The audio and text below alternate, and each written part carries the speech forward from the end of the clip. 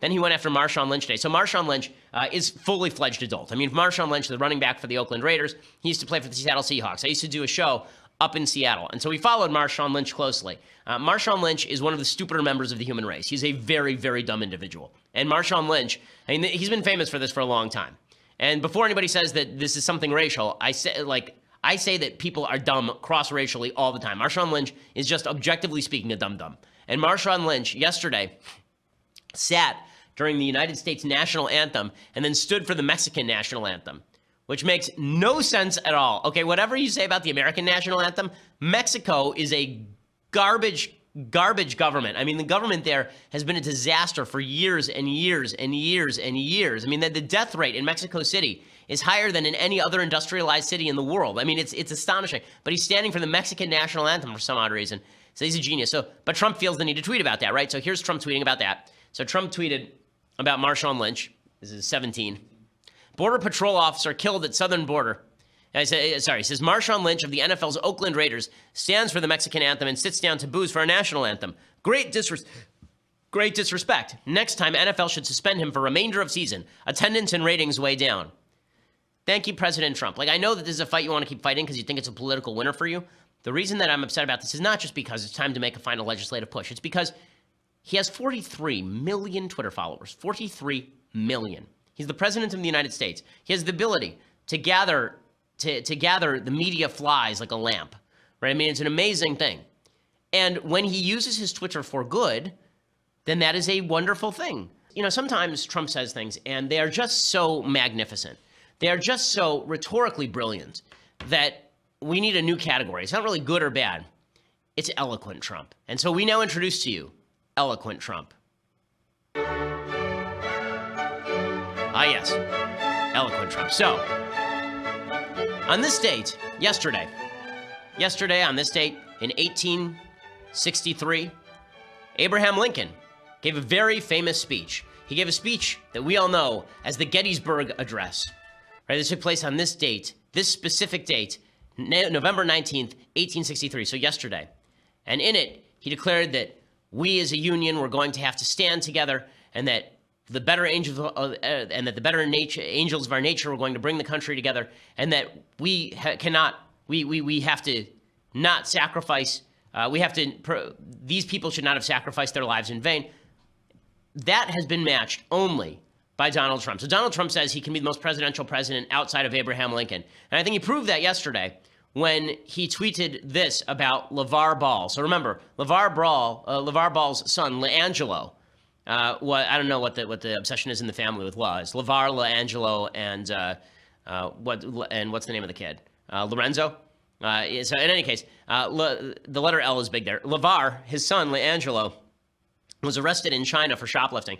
And as you recall, Trump got him out of prison and then demanded a thank you, to which the son acquiesced.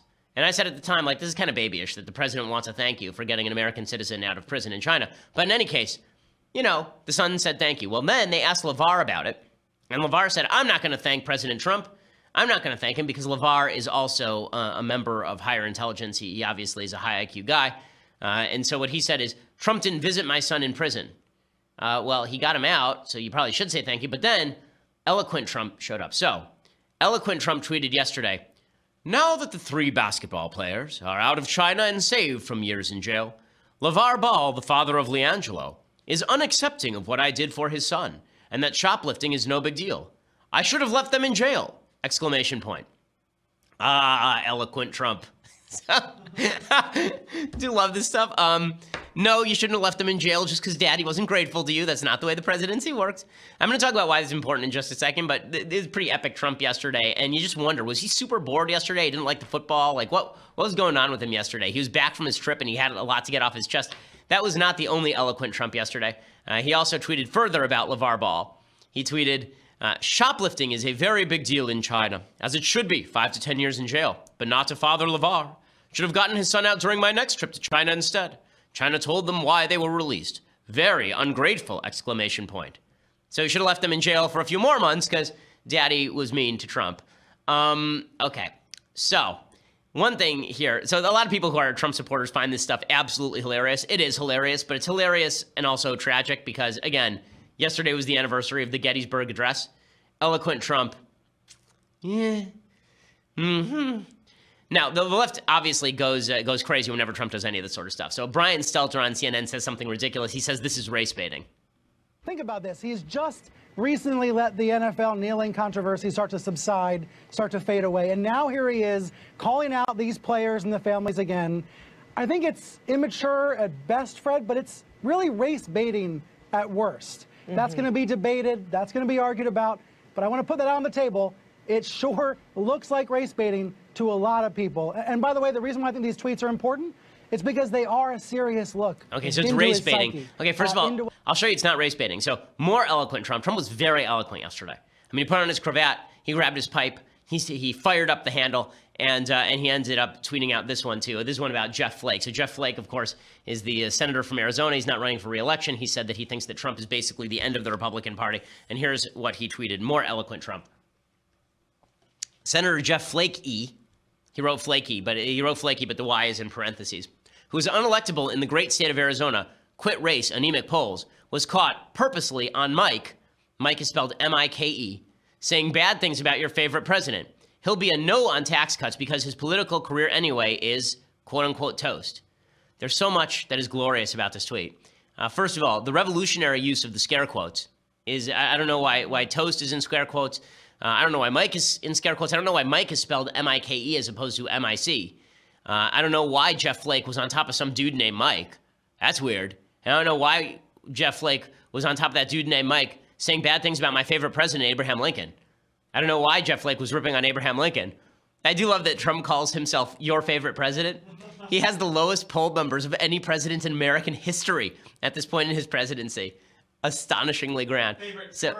Favorite current president. That's true. Thank you, Austin. It's true. He is better. He is my favorite current president. I don't know of any other current presidents. So there was Trump on Jeff Flake. So lots of eloquence happening yesterday. The reason that I'm bringing all of this up is because a lot of people on the right, they go, this is why Trump wins. He wins because of these tweets. Winning, epic winning, MAGA, underwater, upside down, 365-degree, 190,000 IQ, underwater, upside down, hungry hippos chests.